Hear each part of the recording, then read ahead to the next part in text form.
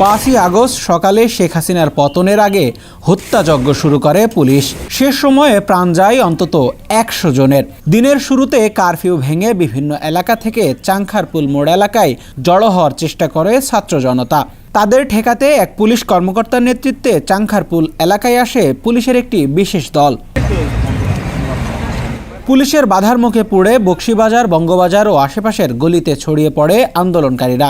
সেখান থেকেই প্রতিরোধ গড়ার চেষ্টা করে। পুলিশকেও তাদের দিকে গুলি ছুড়তে দেখা যায়। কিছু পুলিশ সদস্যকে দেখা যায় চাইনিজ রাইফেল নিয়ে মারমুখী ভঙ্গিতে। ওই পুলিশ কর্মকর্তার নির্দেশেই চাইনিজ রাইফেল দিয়ে গুলি শুরু করেন পুলিশের সদস্যরা। মাত্র কয়েকশো গজ দূরে থাকা শিক্ষার্থীদের উপর চাইনিজ রাইফেল দিয়ে চালানো হয় গুলি। ম্যাগজিনের ওপর ম্যাগজিন শেষ হলেও গুলি থামেনি। এ সময় এপিবিএনের 407 নম্বর চাইনিজ রাইফেল দিয়ে গুলি করতে দেখা যায় একজনকে।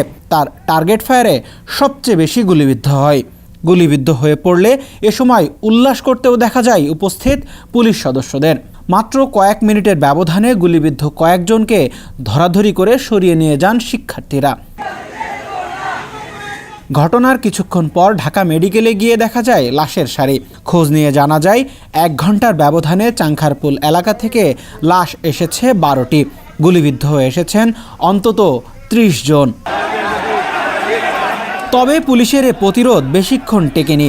সব দিক থেকে শাহবাগমুখী মানুষের ঢলে বাধ্য হয় পুলিশ সরে যেতে। দুপুর 2টার কিছুক্ষণ পর খবর আসে পালিয়েছেন শেখ হাসিনা। ততক্ষণে ঢাকার রাজপথে নেমেছে জনতার ঢল। সাইমন মুবিন পল্লব, সমকাল।